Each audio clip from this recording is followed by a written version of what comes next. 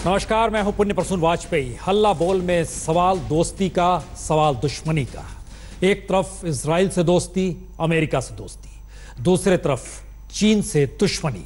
इन हालातों के बीच चीन और भारत के प्रधानमंत्री हैम्बर्ग में मिलेंगे नहीं, देखा देखी होगी, बातचीत नहीं होगी, मुलाकात नहीं होगी, क्योंकि तनाव सीमा पर है। भूटान की जमीन, वहां को लेकर जिस तरीके से दोनों देशों की सेनाएं आमने सामने खड़ी हो गई हैं, उसने कई सवालों को जन्म दे दिया है।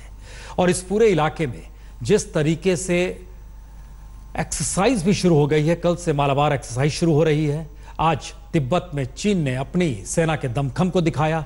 कई सवालों को लगातार जन्म दिया जा रहा है इस पूरे इलाके को लेकर। इस पर हम खास तौर से आज चर्चा करेंगे। हमारे साथ राजनीतिक दलों के प्रवक्ताओं के साथ साथ विशेषज्ञ की टीम भी होगी। लेकिन पहले हम आपको एक रिपोर्ट दिखाते हैं कि हालात ये किस तरीके के सवाल खड़ा कर रहे हैं।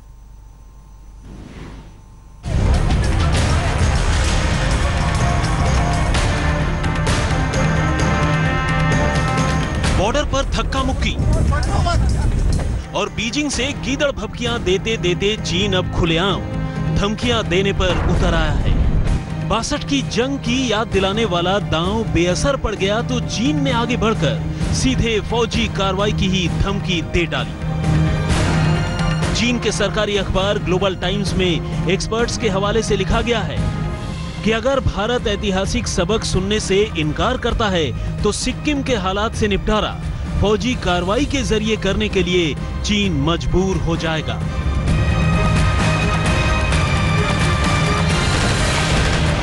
धमकी के साथ ही चीनी सेना ने बॉर्डर के करीब युद्धाभ्यास की भी शुरुआत कर दी है। इसमें चीन के सबसे आधुनिक P-96 टैंक भी शामिल हुए। लेकिन भारत ने चीन को गीदड़ भभकियां छोड़कर हद में रहने की नसीहत दे दी थी। मैं समझता हूँ ये डिप्लोमेटिक लेवल पे ये इशू हल हो सकता है। हम यही चाहते हैं जहाँ पे पहले चाइनीज थे वही स्थिति बनी रहे। चाइना जो भूटान की टेरिटरी में आगे बढ़ रहे हैं, तो हम यही चाहते कि आप आगे मत बढ़ो। ये हमारे सिक्योरिटी कंसर्न्स है और ये हमारा स्टैंड है। ताजा धमकी के साथ ही चीनी विदेश मंत्रालय ने एक बयान जारी करके जर्मनी में पीएम मोदी से चीनी राष्ट्रपति शी जिनपिंग की मुलाकात की संभावना को भी खारिज कर दिया है। जर्मनी के हैम्बर्ग में शनिवार से G20 देशों का सम्मेलन शुरू हो रहा है, जिसमें दोनों नेता शामिल होंगे। हैम्बर्ग में G20 सम्मेलन के दौरान पीएम मोदी और राष्ट्रपति शी जिनपिंग के बीच द्विपक्षीय बैठक के लिए मौजूदा माहौल ठीक नहीं है, क्योंकि सिक्किम में दोनों देशों की सेनाएं आमने सामने हैं। जवाब में भारत सरकार ने भी साफ कर दिया है कि हैम्बर्ग में पीएम मोदी और चीनी राष्ट्रपति शी जिनपिंग के बीच द्विपक्षीय मुलाकात का कोई कार्यक्रम तय नहीं था। माना जा रहा है कि चीन की इस छटपटाहट की बड़ी वजह पीएम मोदी का इजराइल दौरा भी है, जिसे भारत की विदेश नीति में चीन बड़े बदलाव के तौर पर देख रहा है।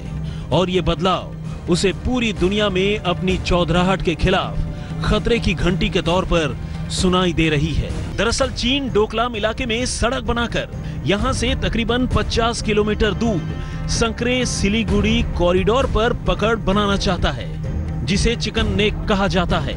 और इसी चिकन नेक के जरिए उत्तर पूर्वी राज्य भारत से जुड़े हैं। आज तक ब्यूरो।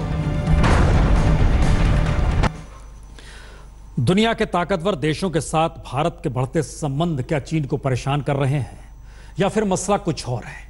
हमारे साथ सुधांशु त्रिवेदी बीजेपी के नेता, संजय झा कांग्रेस के नेता, राजीव डोगरा विदेशी मामलों के जानकार, जनरल अशोक मेहता जी हमारे साथ स्टूडियो में हैं, और चीन के मसलों के जानकार प्रोफेसर स्वर्ण सिंह भी हमारे साथ स्टूडियो में है।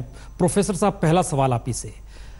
धमकी दी जा रही है, इसमें कोई गंभीरता है या सिर्फ यह एक स्ट्रेटेजिकली हिस्सा है चीन का?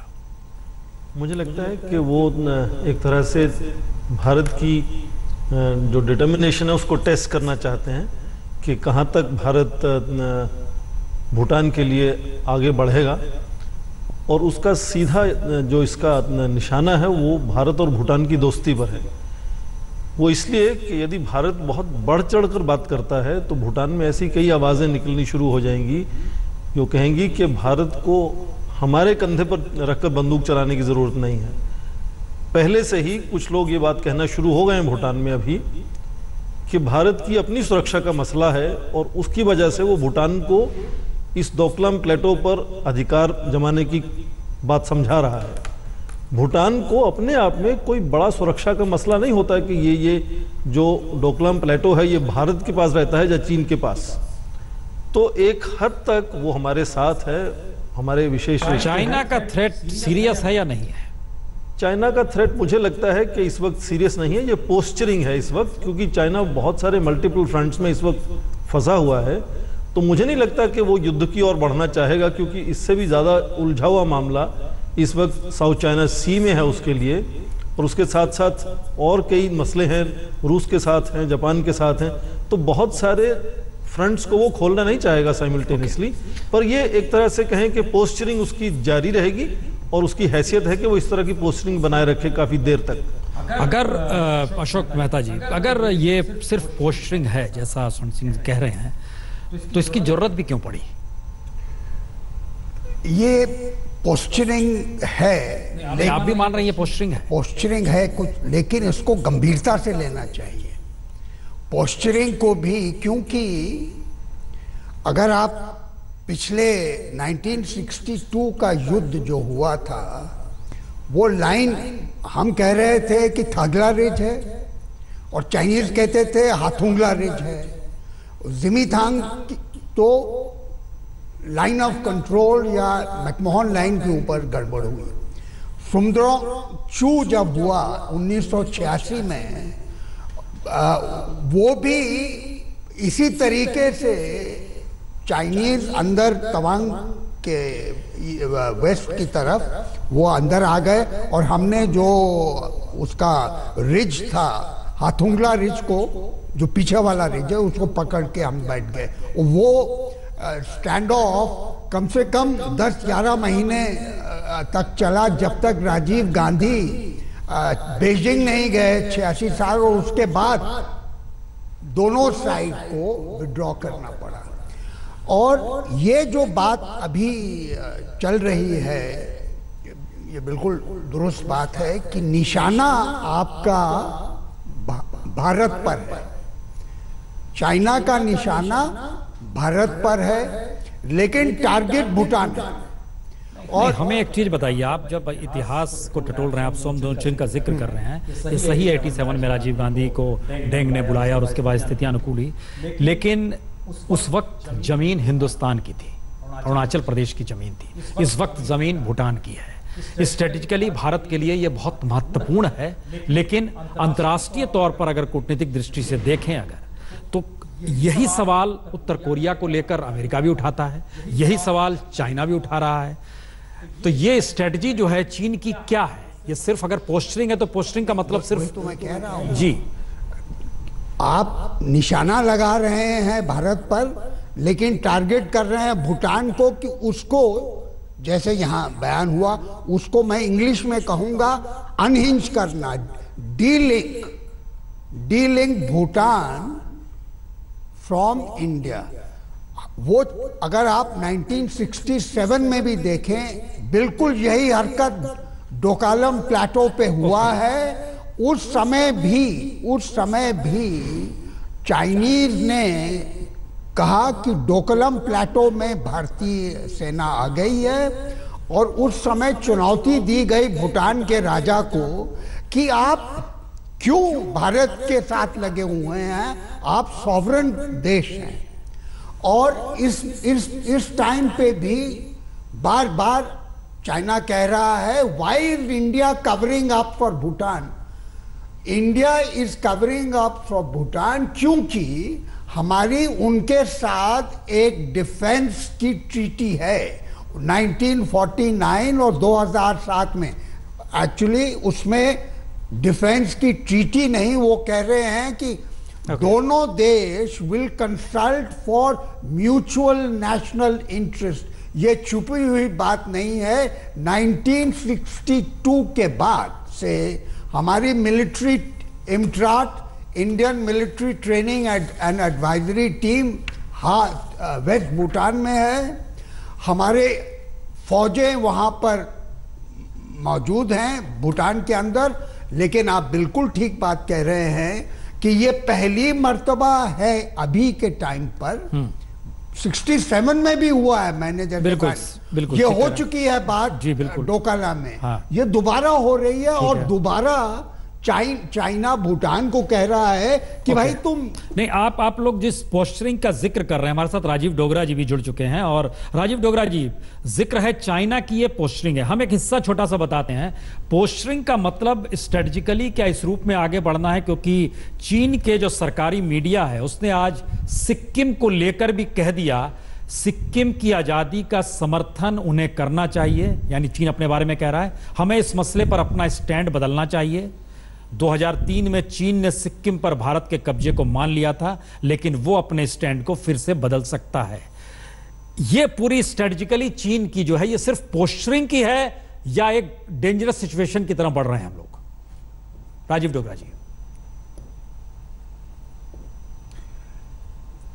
देखिए, डिप्लोमेसी में एक तो कोई दरवाजा बंद नहीं करना चाहिए जी, और हमेशा ये सोचना चाहिए कि कुछ ना कुछ इसमें आशा की किरण कहीं ना कहीं हो सकती है। पर आपके सवाल का जवाब अगर संक्षेप में मैं दूं तो मैं यही कहूंगा कि स्थिति नाजुक है और इसमें दोनों देश बहुत बड़े देश हैं, दोनों देश के ऊपर एक रिस्पॉन्सिबिलिटी है कि अगला कदम फूक के और संभल के चले। पर एक डिप्लोमेट होने की एक बैकग्राउंड से मैं एक चीज आपके दर्शकों को बताना चाहता हूं कि फॉरेन सर्विस में मेरी पहली responsibility as a young under secretary Bhutan और नेपाल थी। और ये जो मामला है, अगर इतना ही नाजुक होता चीन के लिए तो 70s में क्यों नहीं इन्होंने हो हल्ला बोला? अब क्यों वो आर पार की स्थिति के ऊपर आ गए हैं? इससे पहले भी बातें हुई हैं, पर कभी ऐसी बात नहीं हुई है कि चीन को ने ऐसा दबाव डाला हो कि ये हमारी जमीन है। चीन ने पहले ये कभी नहीं, 70 में नहीं कहा था, 80 में नहीं कहा था, 90 में नहीं कहा था, 2000 के दशक में नहीं कहा था। बात करते रहे थे, इनफैक्ट कुछ एक्सचेंज की बात करते रहे थे टेरिटरी की, जो हमेशा वो हर अपने नेबर से डोगरा जी, आपने एक अच्छा जिक्र किया डिप्लोमेसी का। आपको ओके, नहीं डोगरा जी, एक चीज का जवाब चाहेंगे। डोगरा जी एक मिनट, एक चीज का और जवाब चाहेंगे। डिप्लोमेसी में निराशा नहीं होनी चाहिए और एक उम्मीद बनी रहनी चाहिए, लेकिन अगर एक जगह पर दोनों देशों के प्राइम मिनिस्टर मौजूद हैं और चीन कह रहा है कि कोई मुलाकात नहीं होगी, भारत कह रहा है कि हमने तो कोई मुलाकात का जिक्र भी पहले नहीं किया, यह सिचुएशन डेंजरस है। हैम्बर्ग में G20 और ब्रिक्स की बैठक होनी है, वहां दोनों नेता होंगे।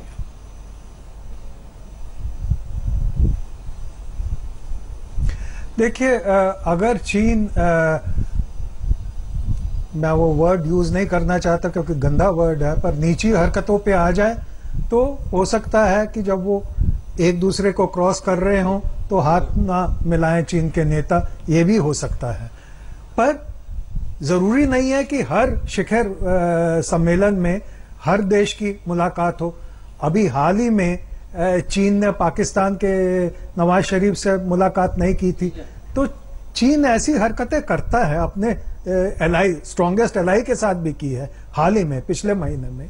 तो मुझको ये हैरानी नहीं होगी कि अगर मुलाकात ना हो, पर फिर भी चांसेस हैं, चाहे वो G20 की मीटिंग हो या ब्रिक्स की जो सेपरेट मीटिंग है, कि आमने सामने आए, कुछ हेलो हाय हो और उसमें भी कुछ आगे का रास्ता निकल आए। संजय झा जी, कांग्रेस इस पूरे प्रोसेस को किस नजरिए से देख रही है? क्योंकि ये पहली बार देश के प्रधानमंत्री इजराइल में हैं और इधर चीन लगातार जिस सिचुएशन का जिक्र कर रहा है, उसका मीडिया कर रहा है, उसका फॉरेन मिनिस्टर मंत्रालय कर रहा है, विदेश मंत्रालय कर रहा है, ये सिचुएशन सिर्फ पोस्चरिंग है या स्थिति कुछ और है और पहली बार एक नए तरीके से देश को सामने आना चाहिए?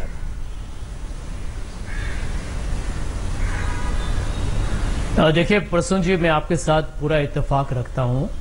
इस बात में कोई दोहराई नहीं है कि चीन काफी विस्तारवादी है, उनका रवैया एक तरीके से देखेंगे वो बहुत अभिलाषी भी हैं। जैसे कुछ ही पैनलिस्ट ने सही कहा कि उनके सामने ढेर सारे मसले हैं, लेकिन हमारे लिए एक बहुत ही गंभीर एक तरीके से हालात हैं। ये मत भूलिएगा कि 2007, 2008 और 2013 ये 4-5 साल पहले चीन और भारत ने जॉइंट मिलिट्री एक्सरसाइज किए थे। तो इससे आप इस बात का अनुमान लगा सकते हैं कि जरूर हमारे संबंध में एक तरीके से बहुत सारी खामियां हैं और तनाव बढ़ा है, उस पर कोई दो राय ही नहीं हो सकता है। ये मत भूलिएगा कि 1962 के युद्ध के बाद ये पहली बार लगभग 5 हफ्ते तक हम देख रहे हैं कि सीमा रेखा पर एक तरीके से इतना तनाव है। और ये मत भूलिएगा कि इस साल लगभग 200 से ज्यादा बार घुसपैठी भी हुई है हमारी सीमा रेखा पर ना। ये सब हम लोग सब जानते हैं कि ये 4000 किलोमीटर का एक सीमा रेखा है और इस पर एक तरीके से कोई लाइन ऑफ एक्चुअल कंट्रोल पर तो कोई सहमति नहीं है, परंतु अभी जैसे हालात हैं इसको हम न नकारें, न नजरअंदाज करें, यह हमारे हित में होगा। ये बात सही है कि चीन का, जैसे आपने उनका व्यवहार देखा साउथ चाइना सी में, जब अंतर्राष्ट्रीय अदालत से एक फैसला आया तो चीन ने उसको भी ठुकरा दिया।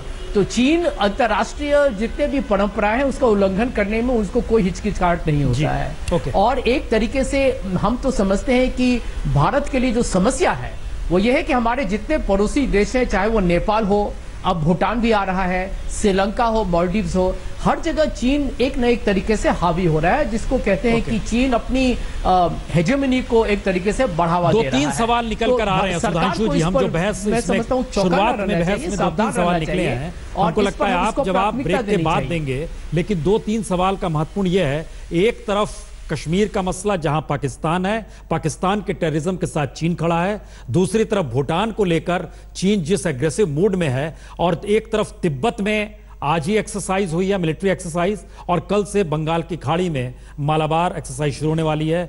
ये जो पूरे प्रोसेस में भारत का स्टैंड अब आने वाले वक्त में क्या होगा, और सिर्फ डिप्लोमेसी के आसरे या कुछ? सुधांशु त्रिवेदी जी, रास्ता डिप्लोमेसी से निकलेगा, रास्ता युद्ध के हालात में, युद्ध सरी के हालात से जूझने से निकलेगा, या कुछ नई स्थितियां आएंगी? क्योंकि लगातार बीते 48 घंटों में डेवलपमेंट जिस तरीके से हो रहे हैं वो युद्ध की आहट दे रहे हैं। आवाज चली गई। नई स्थितियां आएंगी क्योंकि आवाज आ रही है सुधांशु जी?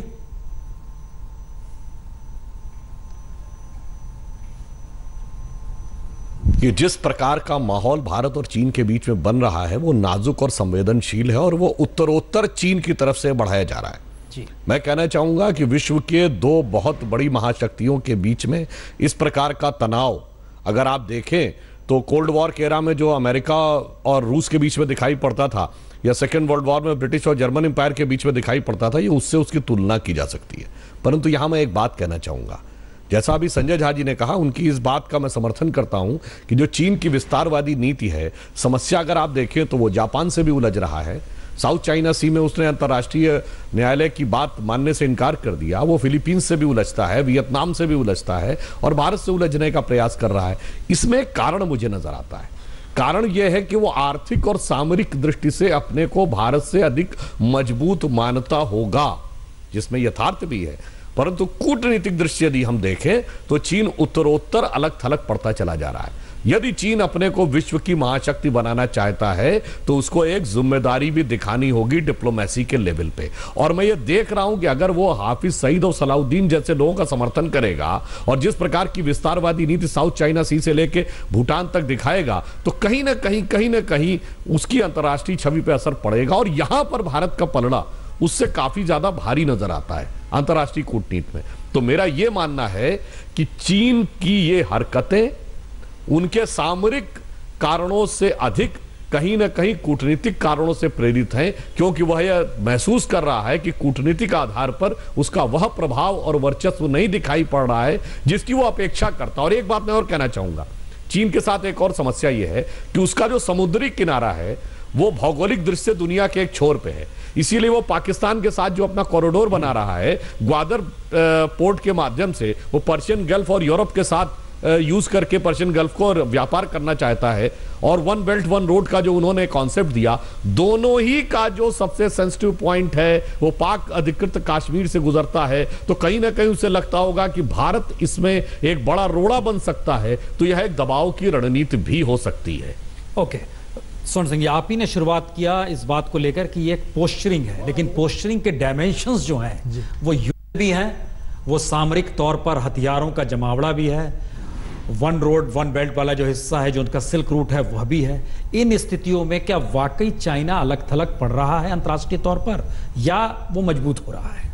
मुझे लगता है एक नज़रिए से देखें तो कह सकते हैं कि अलग थलग हो रहा है, पर दूसरी तरफ देखें तो कितने देश उससे जुड़ते हुए नजर आते हैं। आज शायद 1 दर्जन देशों को छोड़कर विश्व के सारे जितने देश हैं उनका सबसे बड़ा व्यापार चीन से है। अभी उन्होंने जो एक सम्मेलन बुलाया था बेल्ट एंड रोड इनिशिएटिव को लेकर, वहाँ जिस तरह से देशों ने शामिल शिरकत किया। अब इसके दूसरे हिस्से पर आइए। अगर आर्थिक तौर पर देश, छोटे छोटे देश चीन पर निर्भर हो जाएं, पाकिस्तान हो गया है, नेपाल ने भी समझौता किया, वह भी इस मीटिंग में गया, भूटान को भी वह इसी रूप में लालच दे रहा है।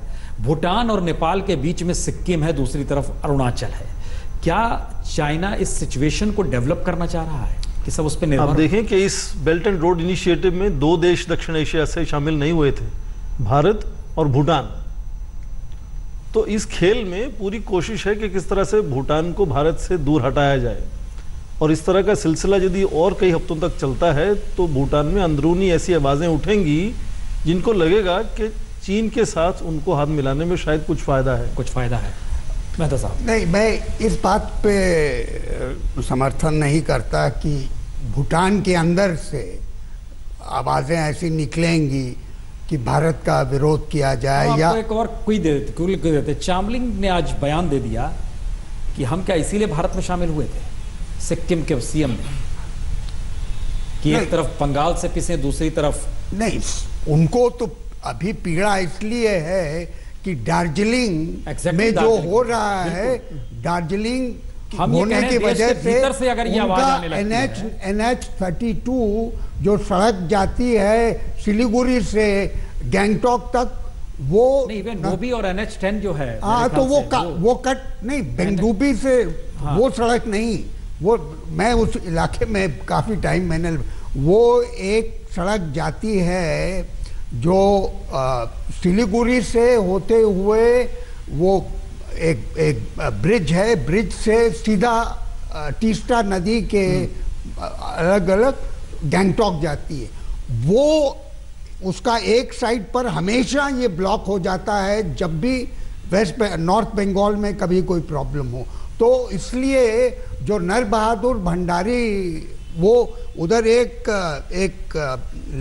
लैंडस्लाइड भी आ जाता है, तो 2 वजह से वो सड़क ब्लॉक हो जाती थी। नहीं, आप जो सवाल उठाना चाह रहे हैं हम उस पर ब्रेक के बाद आएंगे, क्योंकि सिक्किम के सीएम का कहना है 60,000 करोड़ का उनको नुकसान हो गया जो दार्जिलिंग में आंदोलन चल रहा है, कोई निर्णय लिया जाना चाहिए। दूसरा सवाल यह है कि अगर आर्थिक तौर पर मजबूती मौजूदा वक्त की किसी भी देश के लिए जरूरत है, तो क्या चीन सामरिक और आर्थिक स्थितियों को मिलाकर इस इलाके में इंटरफेयर नए तरीके से? जर्मनी के हैम्बर्ग में G20 की बैठक है, उसके साइड में ब्रिक्स की भी बैठक होनी है। उसमें चीन के प्रीमियर शी जिनपिंग की मौजूदगी है, प्रधानमंत्री मोदी की मौजूदगी है, लेकिन अलग से कोई बातचीत, कोई मुलाकात नहीं होगी उन हालातों के बीच जहां सीमा पर तनाव है।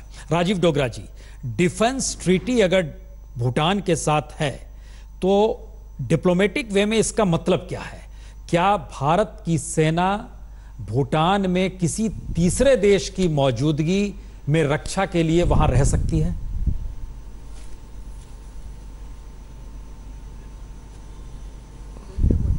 हमारी सेना काफी सालों से इंडियन मिलिट्री ट्रेनिंग टीम हैसियत से। सर, डोगरा जी, आपकी आवाज हम लोग ठीक करा रहे हैं, आप बोल रहे हैं लेकिन आवाज नहीं आ पा रही है आपकी। हम जरा उस हिस्से को जरा क्लियर कर ले। जी मेहता साहब, देखिए, मैं वास्तव की बात बता रहा हूं। 2 बातें।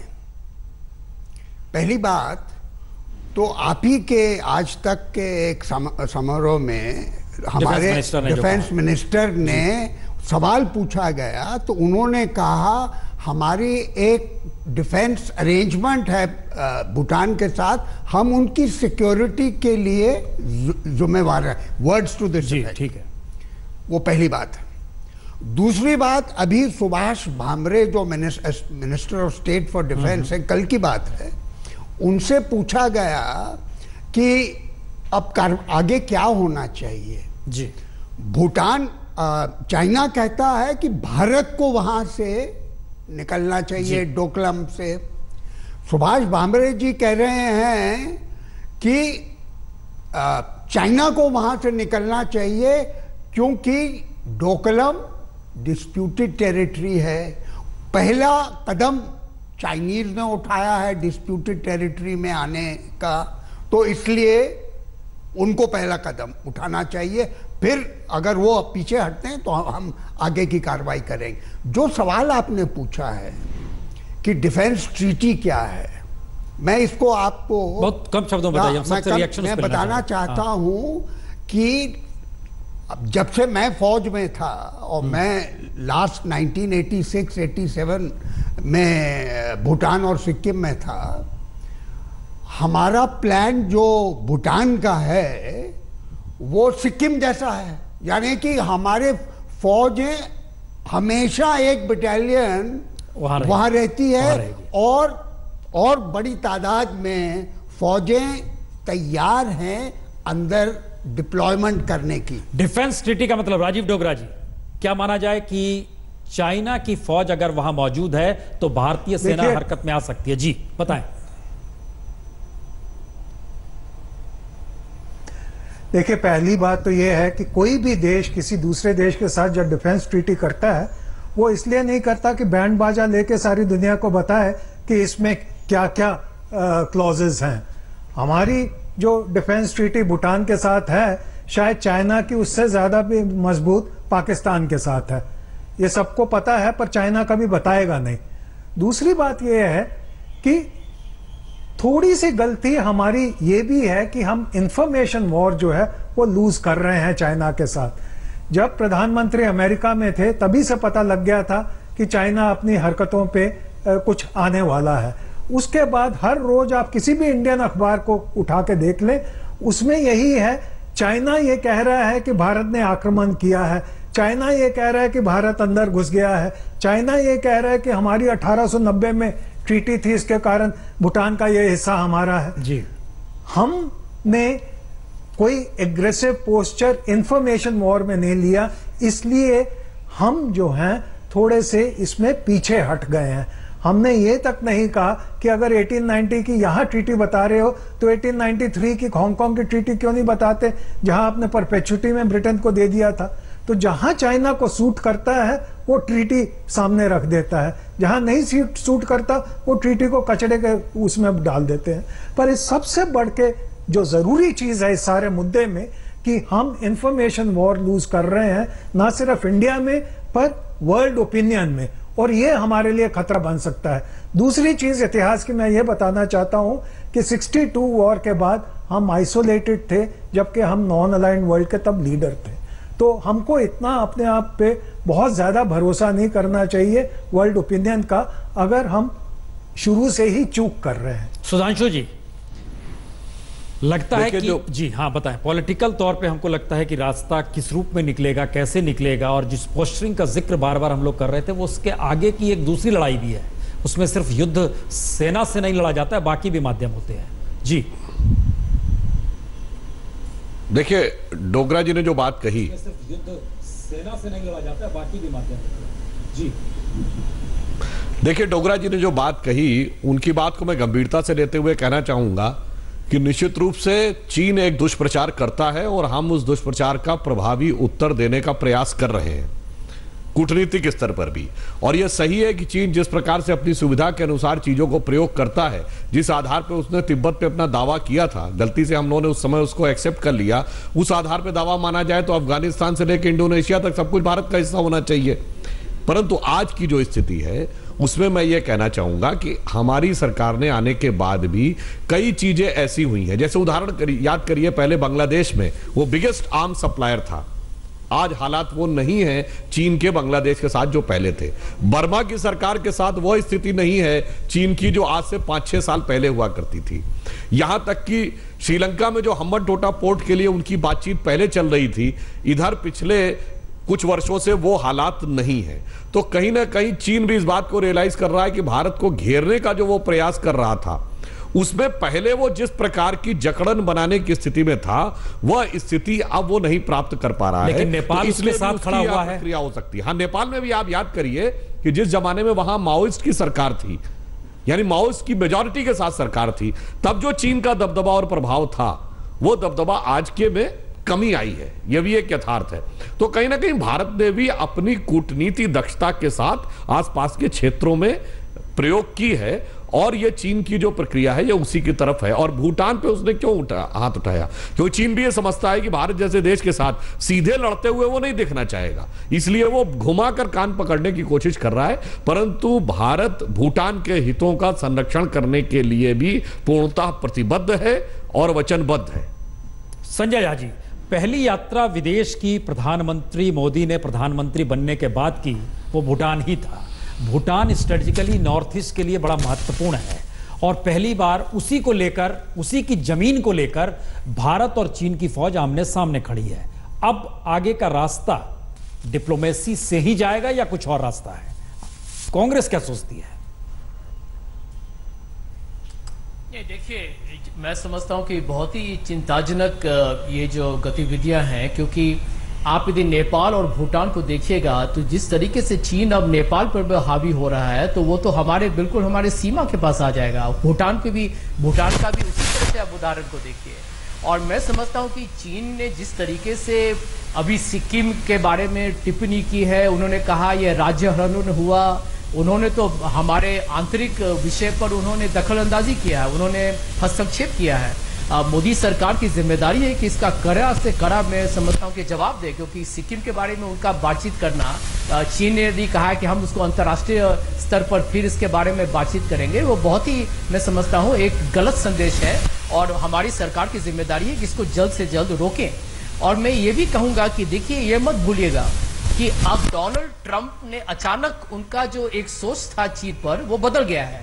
और मैं समझता हूं इस पर गौर करें, क्योंकि डोनाल्ड ट्रंप पहले उन्होंने एक तरीके से अपने बयानबाजी या ट्विटर पे उन्होंने संदेश दिया कि वो चीन के साथ उनके रिश्ते काफी तनाव से भरे रहेंगे, क्योंकि उनको चीन के ढेर सारे ट्रेड डेफिसिट हो या इंटरनेट हैकिंग को लेके वो बहुत नाखुश थे।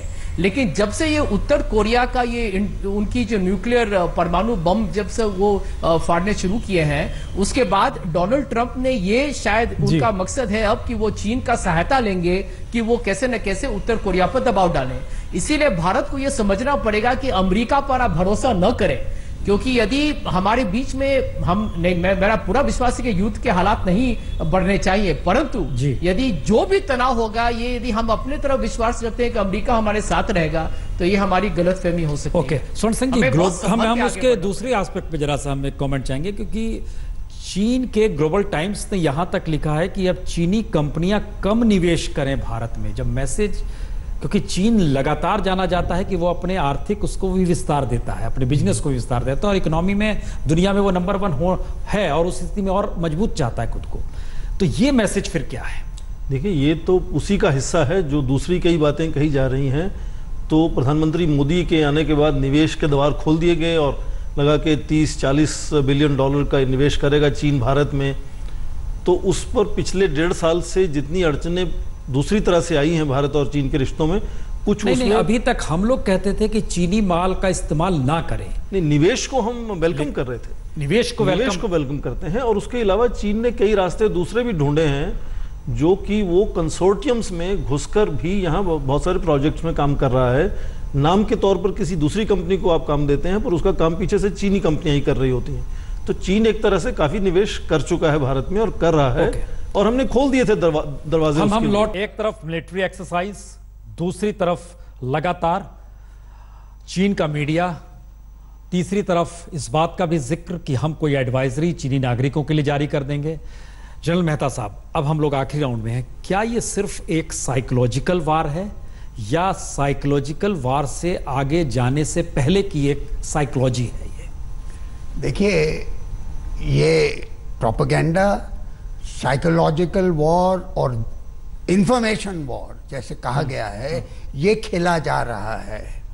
और ये क्यों खेला जा रहा है कि वो चाहते हैं कि हम पहले ब्लिंक करें, और उनकी मांग क्या है कि आप अपने जो डोकलम पर जो भारतीय सेना भूटानीज टेरिटरी में आ गई है डोकलाम में, आप उनको पहले वहां से उठाइए, फिर आगे की बातचीत होगी। नहीं, आप कह रहे हैं कि पहले ब्लिंक कौन करे इस दिशा में, ये पूरा बात जा रहा है। तो मैं ये कह रहा हूं कि इस हालत में ये दिन दिन पर जो 1962 की बात हो रही है, दिन दिन पर 10 साल पीछे है भारत, उनका जो मिसाइल्स है वो इनएक्यूरेट है, हमारी इकोनॉमी 10 दफा बढ़ी है, ये सब साइकोलॉजिकल वॉर है।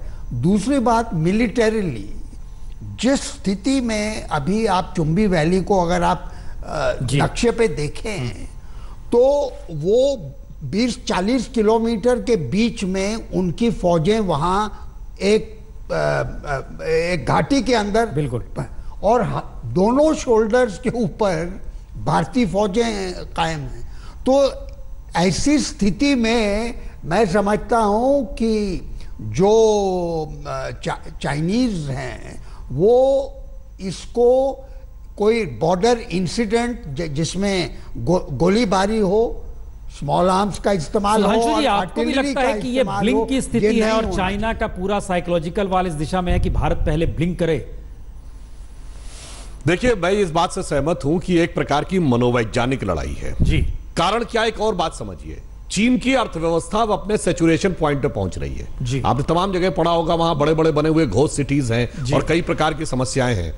तो उसे इस बात का भी एक आभास है कि यदि सैचुरेशन पॉइंट से वो नीचे गए तो उसकी प्रतिस्पर्धा भारत से ही होने वाली है, तो वो उसके लिए पहले ही एक दबाव बना के रखना चाहता है। और दूसरा कारण यह है कि आसपास चीन के जितने भी देश हैं उसमें सबसे शक्तिशाली देश पॉलिटिकली भारत ही है। तो वो यह भी एक मनोवैज्ञानिक लड़ाई लड़ रहा है कि यदि वो भारत को दबाव में लेने में सफल हो गया तो जापान से लेके और बर्मा तक के सारे देशों में एक संदेश चला जाएगा कि चीन के वर्चस्व को चुनौती देना संभव नहीं है। तो मुझे ऐसा लग रहा है कि वो इस प्रकार की एक मनोवैज्ञानिक लड़ाई लड़ने का प्रयास कर रहा है। खुद को तैयार करना, या इजराइल दोस्त है, अमेरिका दोस्त है, जापान दोस्त है, इनके भरोसे कहीं अब अपने आप को मजबूत दिखाना, स्थिति क्या है? प्रसून जी, देखिए, हमें खुद सावधान होना पड़ेगा, हमें बहुत ही चौकन्ना रहना पड़ेगा, किसी पर हम भरोसा नहीं कर सकते हैं, हर देश अपने हित पर काम करेगा। और मैं सुधांशु जी से थोड़ा सहमत रखता हूं, लेकिन एक बात से मैं नहीं इत्तेफाक रखूंगा।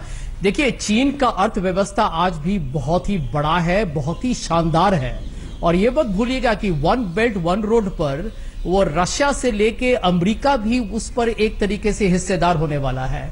और एक नया एक्सिस है हमारी सीमा पर, हमारी सरहद पर, वो है रशिया, पाकिस्तान और चाइना। तो देखिए, हमें अभी इस वक्त हमें कोई अहंकार न हो, कोई घमंड न हो, हमें बहुत सोच समझकर आगे बढ़ना पड़ेगा। सोन सिंह, क्या सिर्फ संयम ही जरूरी है? अभी मुझे लगा ये बात बहुत ठीक कही उन्होंने कि हमें बहुत संयम से काम लेना होगा इस वक्त, क्योंकि चीन की जितनी ओवर कैपेसिटी है फाइनेंस में, टेक्नोलॉजी में, मैन पावर में, उनकी एक कंपल्शंस भी है कि वो इस तरह की दुनिया भर में कनेक्टिविटी तैयार करे। और एक तरह से इसी का हिस्सा ये हो सकता है कि डोकलाम में भी सड़क बनाने जा रहे हैं वो, और बहुत से दूसरे देशों को अपने साथ जोड़ रहे हैं इसमें।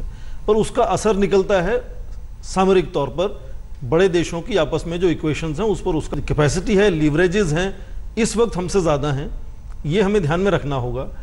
और इसलिए साथ इसके कि हम दूसरे देशों को जोड़ें अपने साथ, अपने देश में भी हमें तरक्की और जो है बनाए रखनी होगी, और अपने पड़ोसी देशों को खासकर बहुत ध्यान से अपने साथ लेना होगा। डोगरा जी, अब डिप्लोमेसी में मैसेज कितना बड़ा है कि प्राइम मिनिस्टर इजराइल चले गए, प्राइम मिनिस्टर को गले ट्रंप ने लगाया, जापान साथ में खड़ा है, डिप्लोमेसी में ये मैसेजेस बड़े हैं चीन को कम से कम शांत करने के लिए?